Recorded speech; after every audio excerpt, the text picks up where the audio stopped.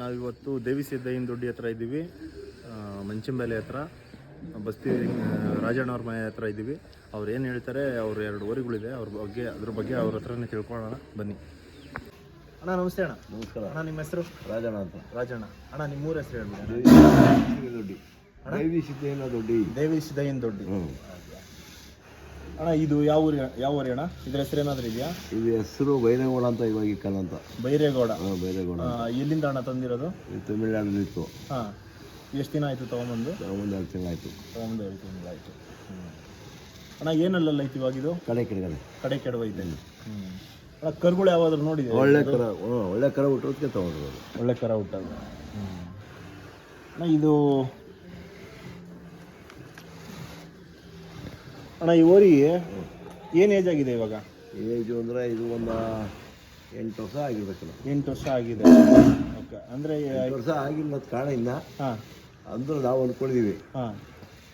ಇವಾಗ ಏನಲ್ಲ ಐತಣ್ಣ ಇದು? ಕಡೆ ಕೆಡವೈತೆ. ಓಕೆ. ಆ ಕರುಗಳು ಯಾವಾದ್ರೂ ಇವಾಗ ನೋಡಿದ್ದೀವಿ? ನಾವೇ ಕೇಳಿದ್ದೀವಿ ಒಂದು ಕರ. ಹಾಂ. 2 ಲಕ್ಷ ಗಂಟ ಕೊಡಲಿಲ್ಲ ಅವರು. ಹಾಂ.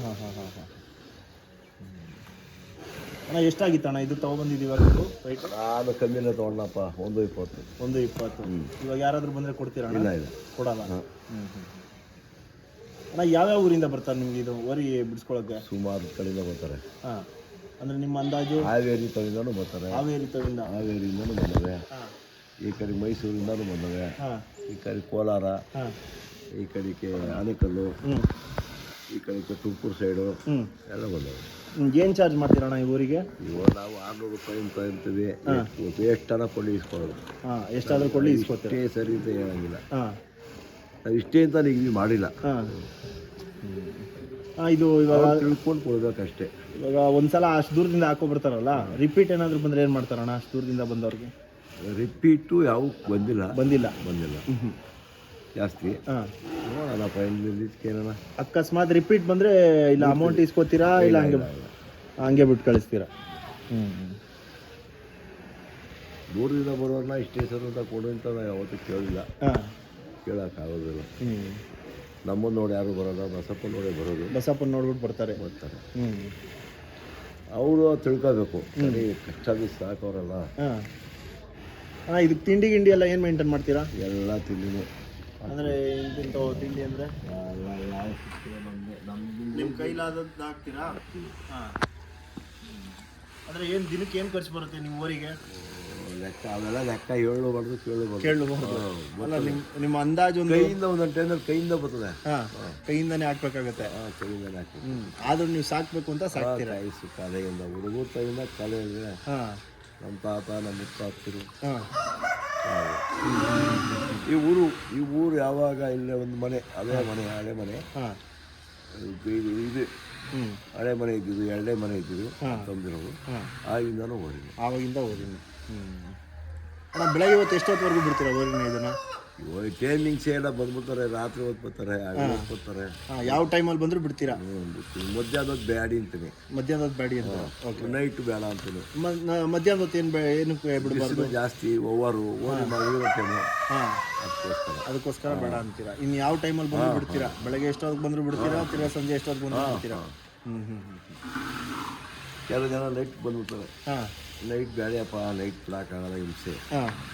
ಇವಾಗ ಸ್ಕೂಲ್ ಮೇಲೆಲ್ಲ ಬಿಡುವಾಗ ರಾಂಗಿಂಗ್ ಆಯ್ತವಲ್ಲ, ಅವಾಗ ಏನು ಮಾಡ್ತೀರಾ ನೀವು? ಒಬ್ಬರೇ ಬಿಡ್ತೀರಾ ಇದನ್ನು? ಒಬ್ಬರೇ ಆಗಲ್ಲ. ಇವಾಗ ಸುಮ್ಮನೆ ನಿಂತದೆ, ಒಬ್ಬ ಬಿಡೋಕ್ಕಾಗಲ್ಲ. ಹಾಂ. ಅವಾಗ ಏನು ಮಾಡ್ತೀರಾ? ಅವಾಗೆಲ್ಲ ಇಬ್ರು ಇರ್ತೀರಾ. ನೀವು ಇಲ್ಲದೆ ಇದ್ದಾಗ? ನಾನೆಲ್ಲೂ ಹೋಗಿಲ್ಲ.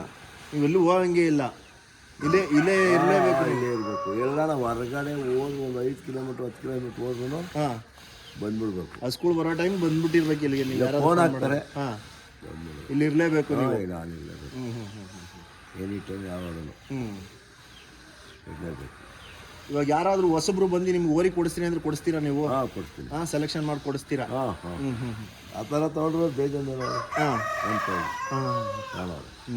ಇವಾಗ ಯಾರಾದರೂ ಬಂದು ಒಳ್ಳೆ ಜಾತಿಲಿ ಹಿಡ್ಕೊಡಿ ಅಂದ್ರೆ ನೀವೆಲ್ಲ ನೋಡಿ ಹೆಂಗ್ ಸಾಕ್ಬೇಕು ಅನ್ನೋದು ಎಲ್ಲ ಹೇಳ್ಕೊಡ್ತೀವಿ. ಅವೆಲ್ಲ ಹೇಳಿದ್ದೀನಿ. ಹಾಂ. ಅಣ್ಣ ಇವಾಗ ಹೊಸಬ್ರು ಸಾಕೋವಾಗ ಇದು ಬೀಜದ ಓರಿ ಸಾಕಿದ್ರೆ ಬೆಸ್ಟಾ, ಇಲ್ಲ ನಾರ್ಮಲ್ ಸ್ಕೂಲ್ ಸಾಕಿದ್ರೆ ಬೆಸ್ಟ್? ಸ್ಕೂಲ್ ಸಾಕಿದ್ರೆ ಬೆಸ್ಟ್. ಬೀಜದೋರಿ ಸ್ವಲ್ಪ ಕಷ್ಟ ಅಂತೀರಾ? ಬೇಡ, ನಮ್ಮ ತಲೆಗೆ ಬೇಡ. ಹಾಂ. ಏನು ಇದರಿಂದ ಟೈಮಿಂಗ್ಸ್ ಇಲ್ಲ, ಟೈಮಿಂಗ್ಸ್ ಇಲ್ಲ. ಆಯೋದು ಹಾಂ ಗಲಾಟೆ. ಹಾಂ, ಆದ್ರಿಂದ ಬೀಜದವರಿಗಿಂತ ಹಸುಗಳು ಸಾಕಿದ್ರೆ ಬೆಸ್ಟ್ ನಿಮ್ಮ ಪ್ರಕಾರ. ಕರ ಹುಡ್ತವೆ. ಹಾಂ, ಕರುಗಳು ಸಾಕೊಂಡು ಅದರಲ್ಲಿ ಯಾವುದೋ ಒಂದು ಓರಿ ಎಲ್ಲೋ ಅವ್ರು ಕಡೆ ಇರೋರು ಎಲ್ಲೋ ಬಿಡಿಸ್ಕೋತಾರೆ. ಒಳ್ಳೆ ಓರಿ ಬಿಡಿಸ್ಕೊಂಡು ಒಂದು ಒಳ್ಳೆ ಕರ ಹುಟ್ಟವೆ. ಒಂದು ಹೆಣ್ಣು ಹುಟ್ಟಿದ್ರು ಒಂದು ಗಂಡು ಹುಟ್ಟಿದ್ರು ದುಡ್ಡೇ, ಒಂದು ಹೆಣ್ಣು ಹುಟ್ಟಿದ್ರು ದುಡ್ಡೇ ಬೆಸ್ಟ್. ಆದ್ರಿಂದ ಹಸುಗಳು ಕಟ್ಟಿದ್ರೆ ಬೆಸ್ಟು, ಓರಿಗಿಂತ ಹಸುಗಳು ಸಾಕಿದ್ರೆ ಬೆಸ್ಟ್.